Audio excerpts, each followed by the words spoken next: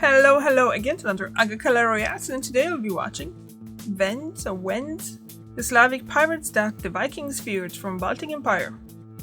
Well, I'm from Poland, so I'm Slavic, and yeah, let's just learn something because honestly, like I already made a few videos about the Slavic history, and I mentioned that we haven't really had much. We haven't been taught much about Slavic history in school. I guess now with the rise of internet and all, you can find more information, but back when I was a kid, that wasn't that easy. So I'm kind of interested now to see and learn more about the history of my ancestors. So let's just jump in.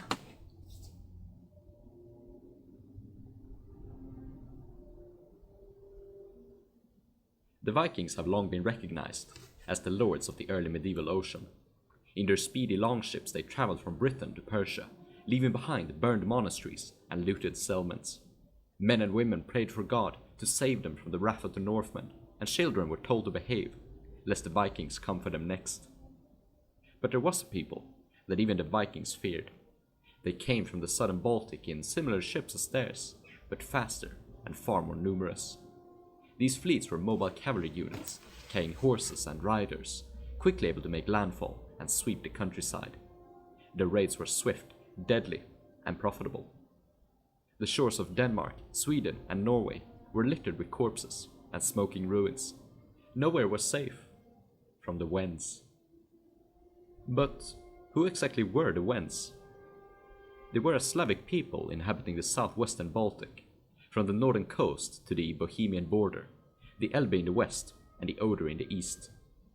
The name of Wends was given to them by foreign writers, including Romans, Celts, and Germans. They were far from a unified people and consisted of many tribes like the Obotrites, Liutici, and Pomeranians. They had lived in this area since the migration period, when the German inhabitants moved further south to conquer France, Spain, and Italy. The Wends were far from isolated, having traded and mingled with their neighbors for hundreds of years. Archaeological findings from Scandinavia include Wendish pottery. The Vikings were known to both trade and plunder from the Wends. They sometimes took Wendish wives, and according to legend, established a castle called Jomsborg on the island of Rügen. Little is heard of the Baltic Slavs before the time of Charlemagne. Being rivals of the neighboring Saxons, the Wends were sometimes found as allies to the Franks in their military campaign. I really have to look into that Charlemagne guy, because apparently he's like the basic guy for pretty much the history of Europe, isn't it? Or something like that. So I don't know much about it. So gonna have to think about it. Sorry guys, I'm kinda adjusting the video there as well. So I'm gonna have to look into it and just gonna make some video reaction learn about Charlemagne himself, because I don't think he had anything to do with the Slavs in Poland, so maybe he did. I don't know. Again, they didn't really teach us much about the really early history. But when the Saxons were subjugated, the Franks turned their attention to the Wends. Charlemagne never managed to fully subjugate the Wends, but forced them to pay tribute to his empire. Slavic and German conflicts would burn slowly but constantly for the next few hundred years. The Wends had traditionally been a decentralized and seemingly quite peaceful agricultural people. But military pressure from their hostile neighbors obliged them to organize. The population rallied under powerful chieftains, the Knes, who established armed forces and taxed the populace. Power was centered around castles built from earth and wood. These were called grad or gorod. Some of these were found on artificial islands in lakes and marshes, making them near impregnable. Most of the labor was done by a slave caste called Sholop. They were criminals or prisoners of war from Germany, Scandinavia, and neighboring tribes. The increasing costs of maintaining large fortifications and armed forces drove the Wends into piratical expeditions. The warriors were paid for in plunder and slaves. This was hardly any different from their neighbors. What distinguishes the Wends from other northern European peoples was how urbanized they were. In the 10th century onwards, sprawling metropoli were established along the Baltic coast. Cities like Oldenburg, Lübeck, Stettin, and Wolgast all have Wendish origin. They were called Stargard, Ljubisz, Szczecin, and Vologost. In total, they built around a dozen heavily urbanized cities along the Baltic coasts and rivers. In comparison, 11th century Sweden had only 3 cities of notable size. The cities were home to a wealthy merchant class who ruled in oligarchic councils. Some swore allegiance to a nearby Kness, but a few others were independent city-states. The councils were responsible for organizing expeditions of trade and piracy, with the chieftains providing warriors to man the ships. There appears to have been a mutual influence between Wendish and Scandinavian shipbuilding. Wendish boats were smaller than the Viking longship, being 8 to 14 meters in length, but speedier as a result. Just like Viking vessels, they were clinker-built, but the planks were fastened with wooden instead of metal nails, called trenails. Caulking, filling in the gaps between the woodwork, was distinctively done with moss. Most notably, the Slavonic boats were built to carry 2 horses. Cavalry was an intrinsic part of their maritime assaults. They would land close to the target and storm the settlement with fast and numerous forces. The Wendish king Ratibor allegedly commanded a fleet of some 550 ships, meaning his horsemen would have counted 1100. The Wendish horses were small and fast, and the riders were skillful warriors. Being lightly armored, they were often outmatched in pitched confrontations with heavy cavalry, and so preferred raids, ambushes, and hit-and-run tactics. The expeditions were preceded by religious ceremonies, during which copious amounts of food and alcohol were consumed. Some of the rituals included animal and even human sacrifice. Power in the Wendish realm was shared almost equally between the merchants, chieftains, and priesthood. Being a pagan people, they worshipped such deities as Triglav, the three-headed god, or Perun, the god of thunder. Svarog was the lord of heaven and the creator of everything, including Svantovit, the sun god. They had even adopted worship of some Viking deities, like Odin. When the pirates returned home, 1/3 of the plunder was offered to Svantovit. Indeed, the pagan priesthood was well organized and powerful. Even Danish kings offered them tribute, and at the religious site of Arkona, they maintained a cavalry unit of 300 horsemen. In appearance, the priests had long hair and long beards. In other European countries, pagan chieftains adapted Christianity as a way to seize power from the pagan priests and to centralize their own power. Christianity was also a lucrative method of opening up new trade routes, so it might seem strange that the Wendish Kness never converted. As further evidence, when the Wendish lords were eventually subjugated, made into German or Danish vassals, and converted to Christianity by force, they actually became more powerful, having taken all the power from the priests. It is likely that Christianity was heavily associated with the German enemy, who wanted to take away the Wendish lands. Thus, opposing Christianity was a way of opposing invasion. The Wendish depredations were utterly devastating. The raids reached as far as Norway, but Denmark suffered the most. Saxo Grammaticus described how Zealand was laid barren, and the eastern coast emptied of inhabitants. The still populated areas were forced to pay tribute, or somehow managed to keep the Wends away by force. When Ratibor sacked the Norwegian city of Kongshella, the captives were ransomed or sold into slavery. Some areas of Denmark may have been occupied, since they have names of possibly Slavic origin. So how did the Vikings respond to the Wendish attacks? Coastal regions were usually depopulated, with the inhabitants moving further inland. Pole blockages were erected in the rivers, long pails and stakes, to prevent attacking fleets from moving further inland. Remnants of pole blockages have been found as far north as the lakes around Stockholm.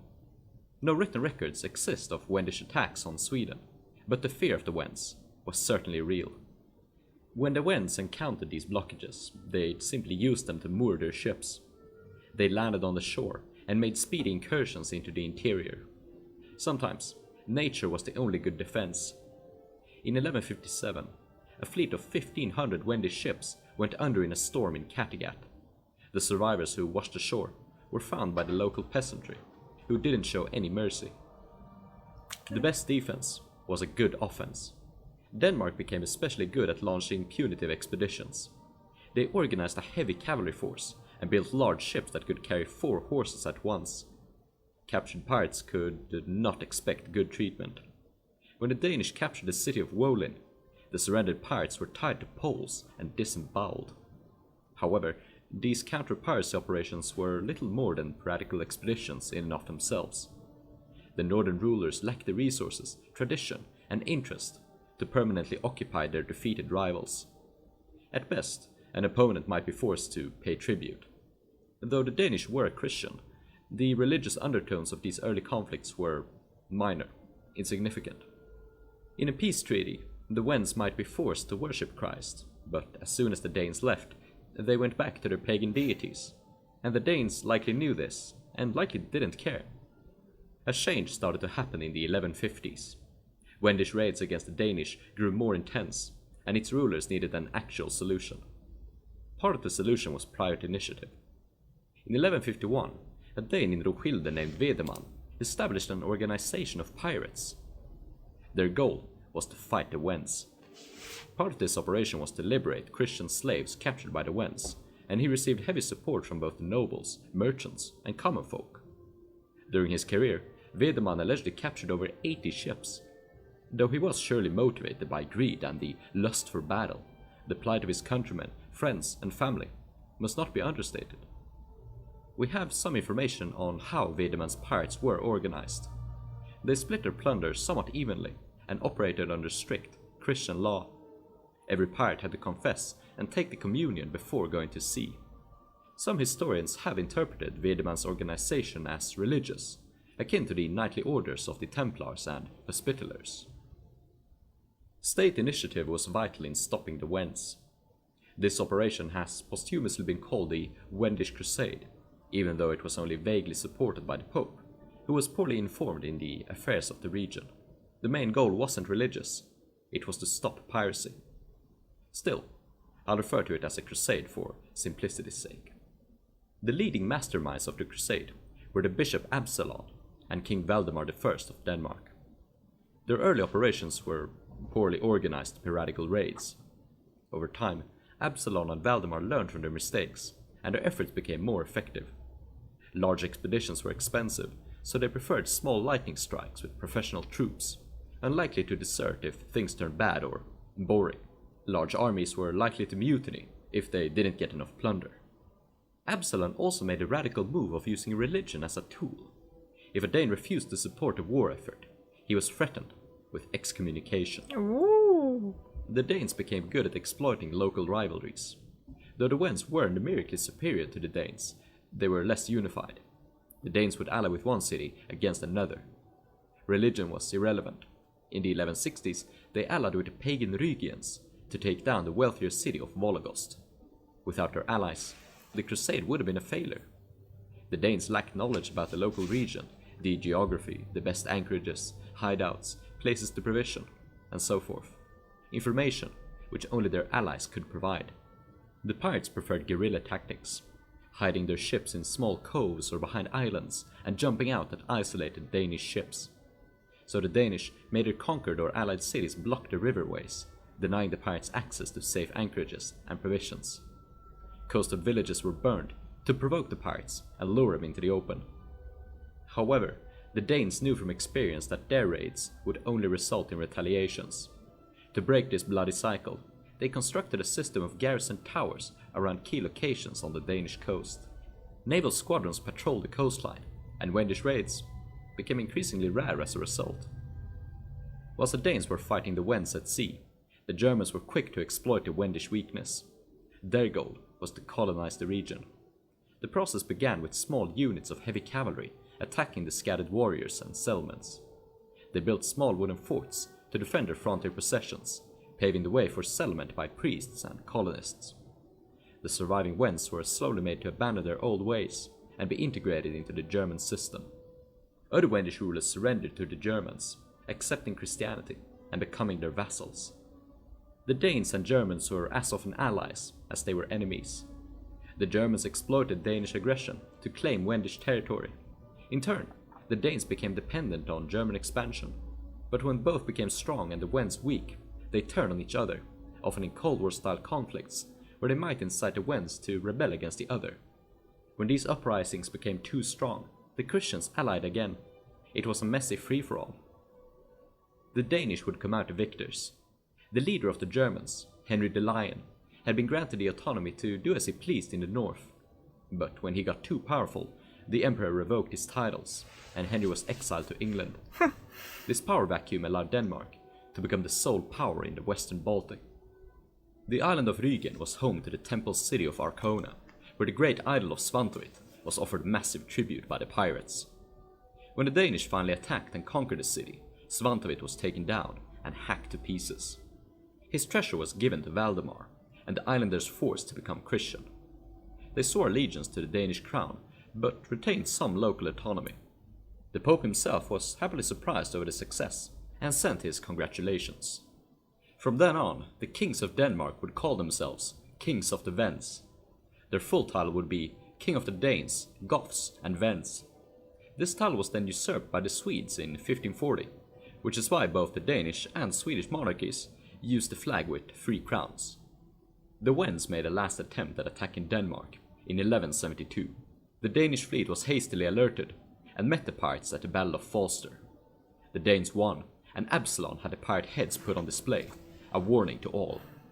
Pirates, ye be warned. This was the end of Wendish piracy. Fighting would persist until the turn of the century, but Denmark had effectively won and established itself as a Baltic superpower. For the next few hundred years, the Baltic would be theirs to dominate. Though the Wends had been defeated, a new threat loomed from the east. When the Danes landed on the island of Öland in Sweden, they found it occupied by pirates from Finland and Estonia. Their efforts to control the Baltic were far from over. However, the coming conflicts would take on a much more religious undertone, as the Pope declared all-out crusades against the Lithuanians and Latvians, leading to the foundation of the Teutonic Knights.